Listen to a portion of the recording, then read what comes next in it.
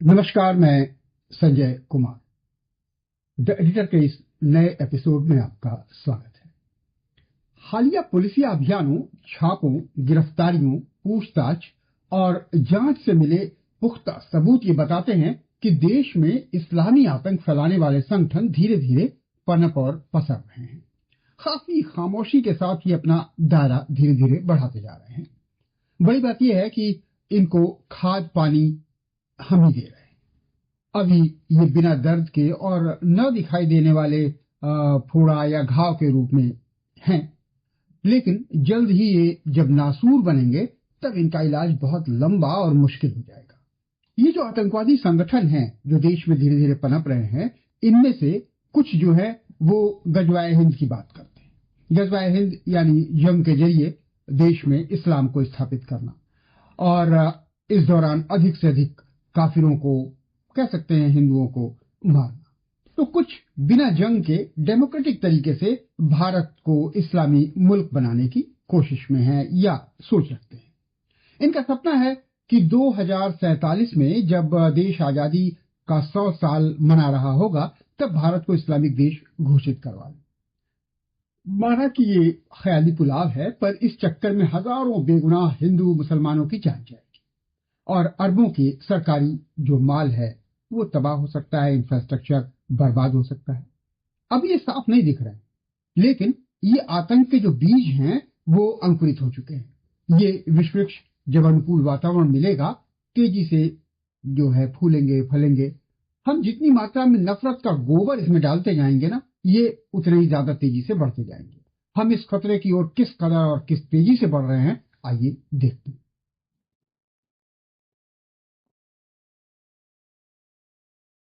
पखवाड़े के भीतर ही भीतर इसके दो सबूत मिले।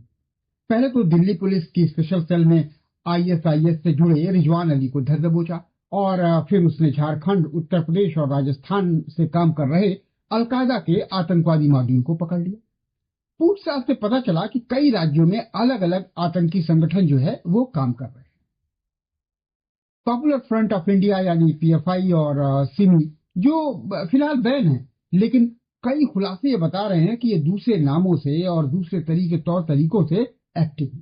खासतौर से मध्य प्रदेश में इनका सफाया भी हुआ नहीं है। जैसा हिमाचल, उत्तर प्रदेश, गुजरात, राजस्थान, केरल और महाराष्ट्र समेत तमाम राज्यों की अदालतों ने पिछले कुछ वर्षों में इस्लामिक स्टेट से जुड़े कई आतंकियों को सजा सुनाया। इसके बावजूद वह और अलकायदा यहाँ इन राज्यों में जड़ जमाने की कोशिश में है। एक बार फिर से सोर्स बताते हैं कि आतंकवादी समूह Islamic state in Iraq and the Levant, Khorasan यानी आईएसआईएल के भारत में बड़े पैमाने पर हमले करने की ताकत नहीं रखता। इसलिए वो आजकल यहाँ ऐसे नौजवानों को तलाश रहा है जो अकेले दम पर बड़ी घटना को अंजाम देने की कुव्वत रखते। उधर तालिबान के खिलाफ इस्तेमाल के लिए पाकिस्तान के पाले हुए आतंकी संगठन आईएसपी के यानी इस्लामिक स्टेट खुरासान, जिसकी ईरान अफगानिस्तान में खुरेजी खासी हौलनाक रही है, उसके मंसूबे भारत में बैठने के हैं। उसने धमकी दी है कि जल्द ही दुनिया के हर कोने में मुसलमानों पर किए गए अत्याचारों की कीमत लोगों को चुकानी पड़ेगी। ये बंदर घुड़की है, पर देश में बैठे आतंकी संगठन उसके साथ अगर मिल जाए, उसके सहयोगी बन जाए और उसको सपोर्ट करे तो जाहिर है कि भारी नुकसान पहुंचा सकते हैं। पाकिस्तानी सेना बलूचिस्तान से लेकर बाजौर तक आईएसआईएस के कई ट्रेनिंग कैंप चलाती है। हालांकि वो वहां फंसी हुई है, लेकिन फिर भी वो अपने लश्कर तैयबा के आतंकियों को आईएसआईएस में भर्ती करवाकर भारत विरोधी बातों को हवा देकर इस्लामिक सेंटर का रुख इधर मोड़ना चाहती है, भारत की तरफ। उसने भी अपनी कोशिशें फिलहाल तेज कर दी। अब इधर गूगल कीजिए और साल भर के भीतर आतंकवादी संगठनों और उससे जुड़ी खबरों को एक जगह रखिए। आप पाएंगे कि देश में इस्लामी आतंकी संगठन हर ओर पांव पसारता जा रहा है। 20 से ज्यादा राज्यों और 120 से ज्यादा शहरों में इनकी प्रॉपर पहुंच बन चुकी। न सिर्फ अलकायदा और आईएसआईएस जैसे आतंकी संगठन देश के तमाम राज्यों में अपना नेटवर्क फैला रहे हैं, बल्कि छिपे तौर पर काम करने वाले कुछ दूसरे चरमपंथी संगठन देश के तमाम हिस्से में सक्रिय हैं, एक्टिव हैं, जो सघन पुलिसिया अभियानों और खुफिया निगरानी के बाद भविष्य में सामने आ सकते हैं। बस ज्यादा दिनों की बात नहीं है, आप देखिएगा अगले 6 महीने में कुछ और आतंकवादी संगठनों के बारे में राज फाश होंगे। एक समय लगता था कि अलकायदा खत्म हो चला है और इस्लामिक स्टेट के प्रति जो है भारतीय मुसलमान उदासीन हैं। पर लगातार पुलिसिया छापे और जो राज्यवार खुफिया इकाइयां हैं, उनका तंत्र बताता है कि परिस्थितियां अब बदल गई हैं, काफी बदल गई हैं।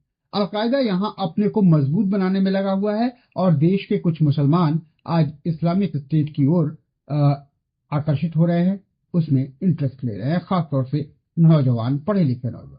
आईएस और अलकायदा के इस तरह से देश में सक्रिय होने बढ़ने से इस बात का भी डर है कि वो मौजूदा मुस्लिम कट्टरता को वैश्विक जिहाद का हिस्सा बना देंगे। भारतीय मुसलमानों को इराक, सीरिया में लड़ने को मजबूर करेंगे, जिससे यहाँ के मुसलमानों का कोई वास्ता ही नहीं।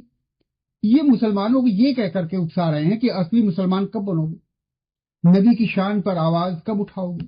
वे दावा करते हैं कि पूरी योजना तैयार है, गजवाए हिंद की या देश को इस्लामिक स्टेट बनाने की पूरी योजना तैयार है, बस 10% मुस्लिम भी साथ दें तो हम काफिरों को घुटनों पर ला देंगे। Institute of Economics and Peace द्वारा जो प्रकाशित सूची है, जिसमें बताया जाता है कि आतंकवाद से सबसे ज्यादा प्रभावित देश कौन कौन से हैं, उसमें हम हमेशा से 10 के भीतर रहे हैं। फिलहाल आज अच्छी स्थिति है, हम 14वें नंबर पर हैं, लेकिन अगर स्थितियां ऐसी ही रही तो हम फिर 7वें या उससे ऊपर की पायदान पर पहुंच जाएंगे। हालात को तुरंत काबू करना होगा और पनपते पसरते आतंकी संगठनों का समूल नाश शीघ्र करना होगा। पर सबसे पहले ये मानना होगा कि बहुसंख्यकवाद की अंधाधुंध राजनीति सत्ता तो दिला सकती है, लेकिन सांसद में भी फंसा सकती है। अल्पसंख्यकों में सुरक्षा भाव नहीं बढ़ाया गया तो इस्लामिक आतंकवादी संगठनों को मुस्लिम नौजवानों को रिझाने का बढ़िया मौका मिल जाएगा। भले सरकार अपने स्तर पर धार्मिक भेदभाव या मजहब के प्रति घृणा न फैलाए, मगर वो उसको रोकने की बहुत सख्त कवायद भी करती हुई नहीं दिखती। उसे प्रभावी तौर पर करते दिखना चाहिए। ये हुआ तो सीधे सीधे समस्या के गर्भनाल पर चोट पड़ेगी। सरकार को ये बात गांठ बांध लेनी चाहिए कि आतंकी संगठनों का जो समर्थक मुस्लिम युवा है, वो मदरसों से दीनी तालीम लेकर के नहीं आया है, वो देश के सामान्य स्कूल कॉलेजों से पढ़कर निकला है। पकड़े गए जो लोग हैं, युवा हैं, मुस्लिम आतंकवादी कह सकते हैं, अभी फिलहाल आरोपी हैं, उनमें से कई graduate, post graduate, engineer, gold medalist, doctor वगैरह। 70% मीडियम या हायर मीडियम क्लास से संबंध रखते हैं, तो उसे निचले तबके के मुसलमानों को निशाना बनाना फिलहाल छोड़ देना चाहिए। भारतीय मुसलमानों ने इस्लामिक आतंकवादी संगठनों को हमेशा खारिज ही किया है। इस्लामिक स्टेट का समर्थन अब तक तकरीबन 200 भारतीयों ने किया है, जो पकड़े गए या जहां से सुराग मिला उसके हिसाब से। जबकि फ्रांस, बेल्जियम जैसे कुछ देशों में जब बहुत कम मुस्लिम रहते हैं, भारत के बरक्स देखा जाए तो बहुत कम मुस्लिम है, लेकिन उनकी संख्या बहुत ज्यादा है आईएस को सपोर्ट करने में।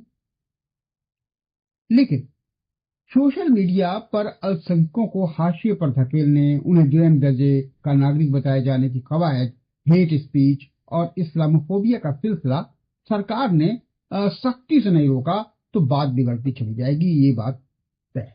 बेहतर होगा कि सरकार सत्ता में बने रहने के लिए नफरती एजेंडा का कोई सुरक्षित विकल्प तलाशे, देखे कि इस एजेंडे के अलावा कुछ ऐसा हो सकता है जिससे हमारी सत्ता और चीजें भी बनी रहे और इस तरह के खतरे से भी हम दूर रहें। जरूरी है कि वो आतंकवाद से निपटने के लिए सक्षम लोगों को साथ लेकर सुरक्षा का पूरा एक इकोसिस्टम तैयार करे। संभव सरकार गोपनीय तौर पर ये सब कर भी रही हो, पर फिलहाल प्रत्यक्ष कुछ खास दिखाई नहीं दे रहा है और देश में इस्लामी आतंक धीरे धीरे पैठ बनाता चला जा रहा है। उम्मीद है कि आप इसका ख्याल रखेंगे। तो द एडिटर के इस एपिसोड में यहीं तक। मिलते हैं अगली बार किसी नए मुद्दे के साथ। संजय श्रीवास्तव को इजाजत दीजिए। नमस्कार, धन्यवाद।